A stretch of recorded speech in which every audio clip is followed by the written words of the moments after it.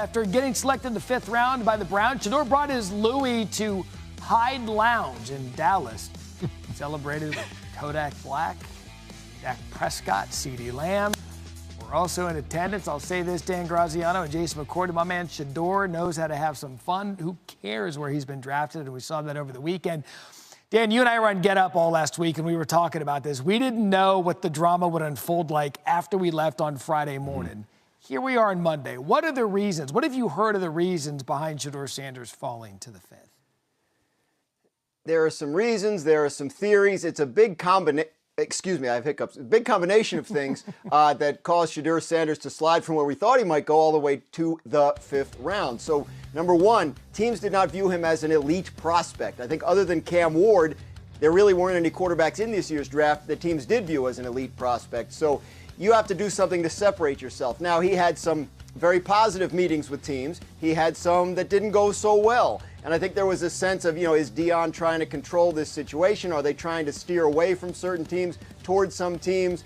I think there was a feeling that, given what comes with him, if we're not sure he's going to be more than a backup for us, then we're not sure we want to take him because we don't want a circus following our backup around. And Matt, I think it just really kind of snowballed throughout the 3 days to the point where, teams that had even been thinking about taking him had moved past it. Graz, some might say that Shedeur had a hiccup in the pre-draft process. It's not funny. It's a serious affliction. It causes problems. Yeah, no. There's a lot of serious afflictions going around, especially in Cleveland with what they're going to do at quarterback. Yeah. So how do you believe, we were just talking about during the break, how do you feel about his fit in Cleveland? I mean, he slides to the 5th round, but it's like at the same time, this might have been the best situation for him because he goes to Cleveland, who doesn't have a surefire starter at the quarterback position. There's going to be 4 guys, including Dillon Gabriel, who he was drafted with, Kenny Pickett, and then Joe Flacco. Shedeur Sanders can walk into Berea, Ohio, and walk out of there as the starting quarterback of the Cleveland Browns. In year 1, you have to believe he'll get a chance to compete with those guys. So although draft day was one that won't be remembered in a sense of sliding down, he got to party after, you get your name called, and he gets to learn under Kevin Stefanski and a chance to earn that spot. We've seen this numerous places, the most famous one obviously being Tom Brady, but most recently Dak Prescott. He was a 4th round draft pick.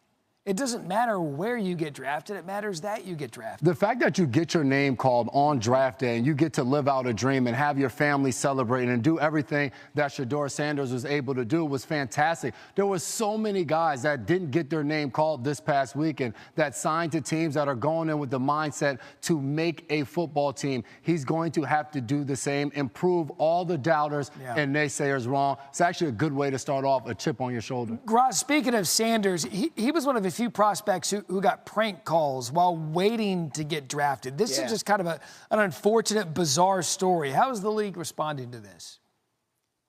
Well, they're looking into it because what happened is he got a special phone just for draft day and gave that number to the NFL so the NFL could disseminate it to teams. And it's not supposed to leak out, obviously, and it did. And we find out that it's the son of the defensive coordinator of the Falcons that saw it on his dad's iPad or whatever and decided to write it down and make a prank call. So they figured that one out. But other guys got prank called. It has happened in years past.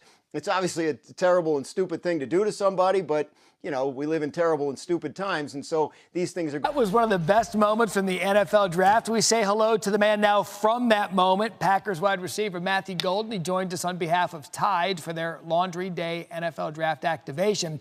First of all, Matthew, congratulations. I know you loved looking back at that. What have the past few days been like for you and your family? Man, it's been a blessing, still trying to take it all in. We all excited for the opportunity that's in front of me. I work so hard to get here. So, we definitely excited. When the NFL decided to move the draft from New York City and bounce it around to different NFL locations, they had that moment in mind right there when the home team gets to draft their player. Can you describe that energy when you heard your name called, walking through that tunnel, waving that green and gold in front of their fans? Yeah, man, it was truly remarkable. It's a feeling I can't even explain. Just being out there, listening to the crowd and then walking the stage, man, it was something I dreamed of doing since I was younger. So being able to do it, it was definitely cool for me. So your suit, it was very eye-catching. we asked you about your chain. You said it's downstairs. Can you tell me more about the motivation of the suit? Yeah, the motivation of the suit, you know, my last name is Golden. So, you know, I wanted to do something that represented that. And the dude that made it, I just told him I wanted some gold designs on it. So he custom made it for me. And he did a great job with it. So props to my guy, Ethan, for, you know, making me look good on TV. Yeah, let me say this, Matthew. Ethan actually nailed the assignment, which was make my suit golden. He did just that, and everyone watching the draft got to see it. On the football side of things, what does it mean to you to be a Green Bay Packer? You know, it means everything to me. You know, I feel like everything, you know, the way it was set up, God put me in this position for a reason. You know, at the draft, you know, I was just anxious to get my name called. You know, I was just waiting. And, you know, I feel like it happened at the right time. Been waiting on this opportunity my whole life. You know, everything I did leading up to this since I was younger was for this opportunity here. So now that I'm here, you know, I'm ready to get to work, and I'm excited to be able to put on that goal.